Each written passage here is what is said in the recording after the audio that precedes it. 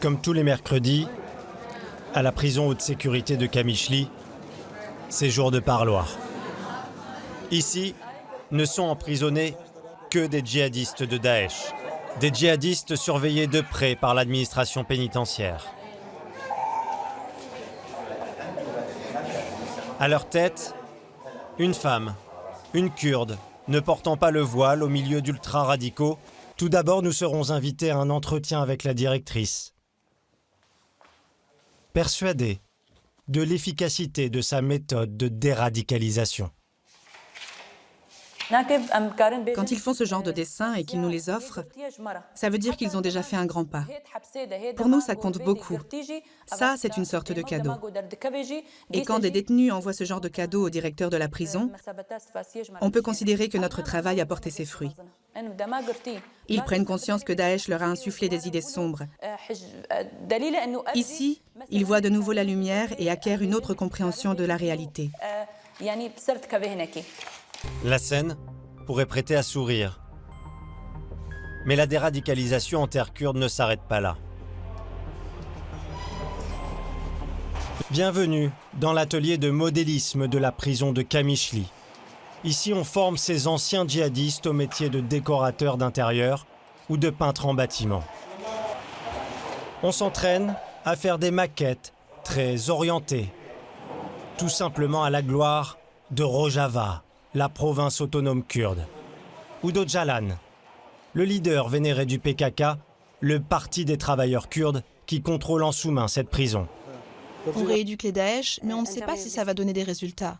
Mais ces pays avec qui nous collaborons doivent bien mesurer le risque que représentent ces gens-là. Mais que se passerait-il s'ils étaient relâchés?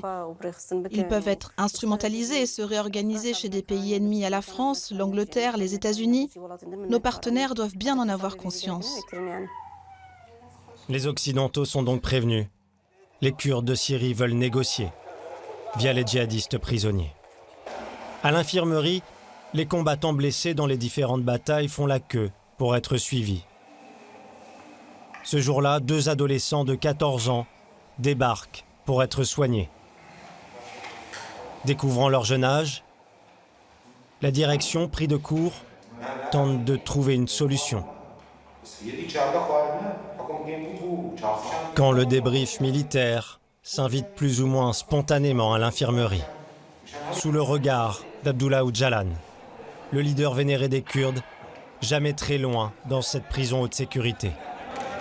Ici, c'est les Asayish, la sûreté kurde, qui surveille de près ces centaines de djihadistes. Où s'invite, comme par hasard, le chef de la sécurité, Rezan Ibrahim. Pas d'armes, ni de matraque.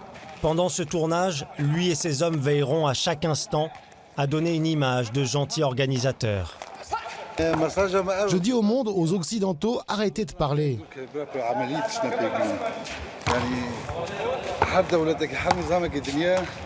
Combien de pays, de systèmes brandissent des slogans, se proclament démocrates, défenseurs des droits de l'homme, mais ne le sont pas. Ce ne sont que des paroles. Mais s'ils faisaient ce que l'on fait, on irait de l'avant et on pourrait résoudre beaucoup de choses. Vœux pieux ou propagande? Peut-être un peu des deux. Combattre la radicalité en retournant en classe, l'éducation ou plutôt la rééducation, les autorités kurdes en font un point d'honneur de leur programme idéologique. La science, une obsession dans le discours du PKK, le Parti des travailleurs kurdes, qui contrôle cette prison via le mouvement des YPG. Un cours de science, pour autant très peu académique. Le but n'est pas de transmettre en tant que tel du savoir. De l'astronomie à la théorie politique, le pas est vite franchi. La science est quelque peu laissée de côté. Le cours s'engage alors sur un chemin très politique. Comme Öcalan, ils ont demandé à ce qu'on suive le chemin des connaissances et de l'apprentissage.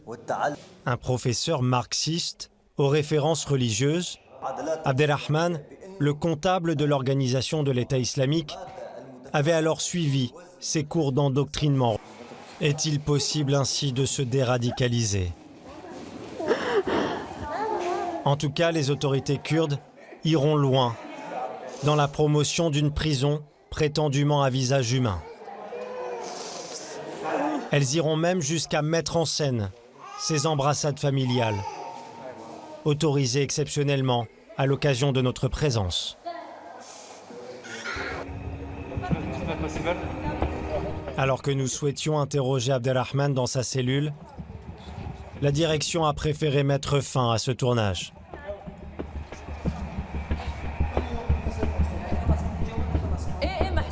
Nous avons bien tenté de négocier, mais les portes se sont alors soudainement refermées.